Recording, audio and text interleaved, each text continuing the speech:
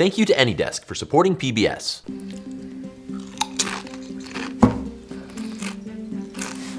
You're hearing the crunch as I eat these delicious chips. But here's what I'm hearing through my headphones when I take a bite. This is the grossest experience of my life. Oh, that was the worst chip I've ever eaten. Nothing was wrong with it except that I heard it make a gross sound, and that totally messed up its flavor. But how can a sense like hearing mess with how we perceive flavor? Maybe you and I have been thinking about flavor all wrong, because it turns out it's way more complex than just how something tastes and smells. So what does flavor really mean? How many senses does it actually involve? And why is it so tied to things like memories from childhood? Today we're visiting a flavor manufacturer to meet one of the world's top flavorists. And I'm gonna fool my brain into smelling and tasting things that aren't even there. This is the science of flavor.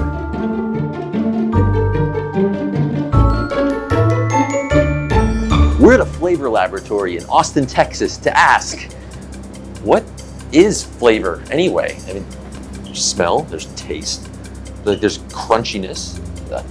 It's like the feel of things, like your memory, and I don't know. So this is like the pro sports of flavor right here. You're like in the NFL. There's less of us than pilots. Let's test you and see how good your nose is. We're gonna test some raw materials, and they're for our characterizers for our flavors. We have different notes that happen within a flavor, but these are the ones that are really going to drive it home what it is. So this is like the core fingerprints of the like flavor, the identity, the quintessential. Of the flavor. Okay. First one.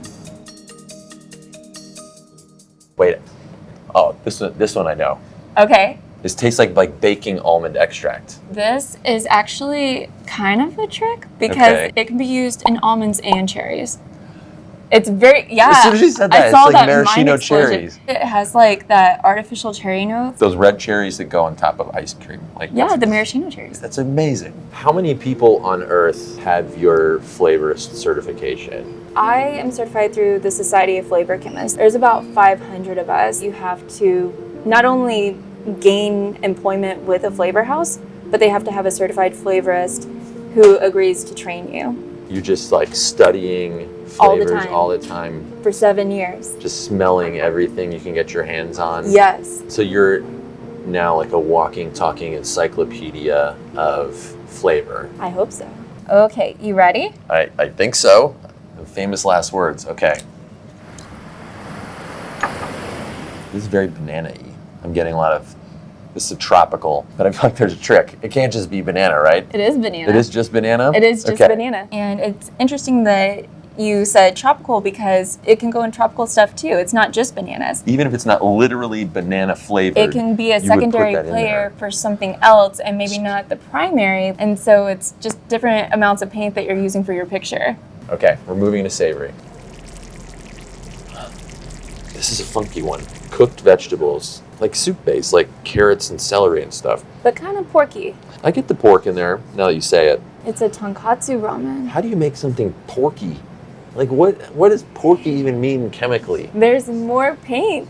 And that's what this particular flavorist did, was build that realism that goes with it to give you that illusion that you're having tonkatsu ramen. It's garlic, onion. It's like French onion soup. It's a brown note. You're learning. This doesn't work out, you know. And last one. Ooh, roast beef. It is beef. After experiencing some truly mind-blowing flavors in the lab, I have to ask Lauren, what is a flavor anyway? Basically, a flavor is aroma materials in a solvent that imparts aroma and taste with no nutritional value. But a lot of emotional value. There you go. When we taste something, we're experiencing the molecules it's made of, those aroma materials. If the innate properties of molecules were all there was to a flavor, Lauren's job would be way easier. But these molecules have to be perceived by our weird, messy bodies. And that makes things way more complicated. You might not expect it, but eating these chips is gonna activate nearly every sensory system in my body. Let's start with taste perception, also known as gustation. The little bumps on our tongue, called papillae, each contain a bunch of taste buds. Each taste bud is home to a cluster of receptor cells, and each receptor cell responds to a different taste. We have receptors for sweet, salty, sour, bitter, umami, and possibly even fat as well. All these receptor types are found in taste buds all over the tongue. They are not arranged in distinct little regions like that ubiquitous tongue taste map suggests. I repeat, this map is a myth. It has been debunked. Experts are literally begging us to stop talking about the tongue taste map. Please stop talking about the tongue taste map. As I eat this chip, I'm tasting some saltiness, savoriness, a little acidity.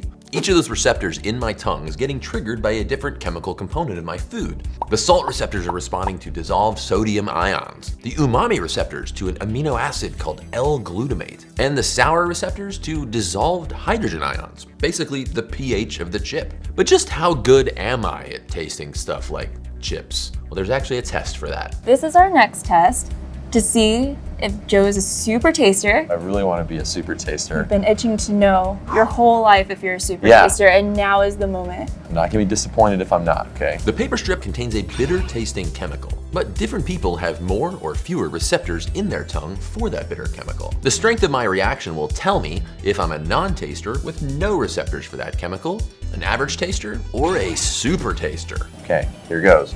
Ready? Yeah. Is it super offensive? It's not good. It's not great when I talk. I would say you're a moderate taster. You can detect that it's there, but you're not pulling it off of your tongue. If you were a super taster, it'd be like So overpowering. whenever I think about tasting this, I get goosebumps because I hate it so much. The fact that you can put it back on your tongue is Okay, alarming. so I'm not a super taster. I don't think you're But, a super taster, but you can taste well. Okay, but I'm not a non-taster. You're not a non-taster. Super tasters' tongues also have denser taste receptors than non-tasters. In fact, individual variation in receptor density is way higher for taste than for any other sense. These little bumps on our tongue have the power to make us experience the exact same food completely differently from another person. Whoa. Does that mean that, like, my nacho cheese chip is different from your nacho cheese chip? Now let's move on to smell perception, also known as olfaction. Now, who do you think would win in a flavor fight? Olfaction or gustation? Well, let's do a little experiment. I'm gonna try to tell the difference between foods with similar textures while blindfolded and holding my nose. My olfaction will be completely cut off, but my gustation will work just fine. Which one should I go for first? This one? I think I'll do this one first. It's crunchy. Literally just crunch. I have no taste. Okay. All I have is sweet. There's nothing else happening. This the third one? This is also just crunchy and sweet. Those are different because they're just sweet and crunchy. I don't know what this was. This had no flavor at all. These two, they're just sweet. I think this is apple and this is pear. I'm gonna reveal. What? This was apple, this was pear? I would totally have guessed otherwise. I was wrong. So that test shows us olfaction is the real hero of flavor perception. It's the dominant sense over gustation. So there are actually two types of olfaction. If I sniff this chip and perceive that distinct cheesiness, that's orthonasal olfaction. The scent particles are traveling up my nose. But if I eat this chip and perceive its cheesiness, that's retronasal olfaction. The scent particles are traveling up the back of my throat into my nose. Now, retronasal olfaction is what's responsible for most of flavor perception. The destination of those scent particles is the olfactory epithelium, a patch of millions of olfactory receptor neurons embedded in your nasal cavity. Now, one end of those receptors is exposed to air. No other neurons in our body do this. A scent molecule needs to be the right shape to fit its corresponding receptor, but that means we need so many different receptor types to smell all the smells out there. We actually have more genes for olfactory receptors than any other type of gene in our genome. We have about 350 receptor types that work in combination to allow us to detect roughly 10,000 or so smells. But about half of our olfactory receptor genes are no longer functional, meaning that our ancestors ancestors could likely discern a much broader bouquet of scents. Kind of makes you wonder, what would Homo heidelbergensis have thought about these? Probably would have loved them. Once our olfactory receptor neurons fire, they send signals to the olfactory bulb of the brain, which is right about here-ish, which then transmits them directly to the olfactory cortex for processing, which is right about, you know what? Bring up the diagram. After the olfactory cortex, smell information goes to the amygdala, a key brain region for processing emotions, and the hippocampus, which is critical for processing memories. This is a super different signaling pathway than any of our other senses. Taste, vision, hearing, and touch signals, they all take completely different paths before heading to memory processing. Because flavor signals pass through those emotion and memory centers of our brain is precisely why flavor evokes such strong emotions and memories compared to other senses. Taste and smell are crucial to flavor, obviously. But we can't ignore hearing, which until recently was the forgotten sense in flavor research. These days, flavor scientists have come up with an equation for the perfect bacon crunch in a BLT. They've defined the ideal frequency ranges for crispy and crunchy food noises. It's these, by the way. Scientists have even studied how sounds impact our overall perception of flavor. Like what happens if you hear a squish while you're expecting a crunch. But hearing's influence on flavor can be even more subtle than that. In one study, participants rated chips as being more stale if a lower frequency crunch was played in their headphones while they ate it. There are other flavor senses too. There's also somatosensory perception, which gives us a lot of information about what we're putting in our mouths. We're talking touch receptors that detect texture, mouthfeel, even fizziness. Thermoreceptors that let us know how hot or cold something is. And pain receptors that can tell you how spicy a chip is. The somatosensory system interacts with our other senses to impact how we perceive flavor. Sweet things feel more viscous. Warm food tastes more flavorful. Spiciness decreases our sensitivity to other flavors. Finally, we also have to talk about vision. It impacts our anticipation of food. And this is important because that triggers our autonomic nervous system, which turns on our salivary glands to get ready to eat. But it also impacts our perception of flavor. And scientists are having way too much fun figuring that out. They have served wrong colored foods at dinner parties and then watched all the guests all start to feel ill, even though the food was totally fine. They trick sommeliers into thinking white wines are reds just by adding food coloring. And they mess with the lighting to turn food weird colors. Oops, sorry. And beyond our senses, I mean, things like language and culture can even influence flavor. If you tell someone a certain smell is coming from cheese, they'll have a different reaction to it than if you say that smell is coming from sweaty feet, even when it's the same smell molecules coming from each. Studies of cultural impact on flavor perception are fascinating. In one example, American study participants experienced heightened almond olfaction when holding a sugar solution in their mouth, while Japanese participants experience heightened almond olfaction when holding an umami MSG solution in their mouth. Researchers think it's because we have different cultural associations about whether something like almond should be sweet or savory. So yeah, master flavorists have their work cut out for them. They have to juggle our senses, our very unpredictable interactions, and their cultural and linguistic contexts, all to create a delicious perception in our brain. Let's see how this all comes together in the lab. When you're actually making a flavor, what does it mean to make a well-balanced flavor that's a good experience for somebody? A well-balanced flavor has to have a front, a middle, and an end. It's a story that has a great beginning, gets your attention, has really great middle notes, and finishes off with like a bang, basically. And that's what we're gonna do here. So these are like the individual components. Yes, and then at the end of this, you can tell me what you think the flavor we built is. Okay, so this is the first one. This is an ester. Yeah, it's like a sharp, like it's a chemical fruitiness. Different chemical classes have different ways, different makeups that allow it to come across in different times. So an ester is gonna come in the beginning. This is a lactone. So this is heavier. It's earthier. It's like lower. It's like a bass note. A lactone usually is creamy, fruity. Creamy, I get that, yeah. And then those two together, you can tell like it's hitting in different parts of my skull. This is fun. Okay, hit me with the next one. This is an alcohol. So this is gonna be one of our front guys as well. Oh yeah, very alcoholic. Woo! It's not quite what mowing the lawn smells like, but it's definitely that like wet, like crushed up like leaves, grassy kind of thing. So the green will add some unripened notes. Unripened, I like that. I'm glad you're here to give the good words. No, you're doing a really great job. Okay, so this one is a ketone.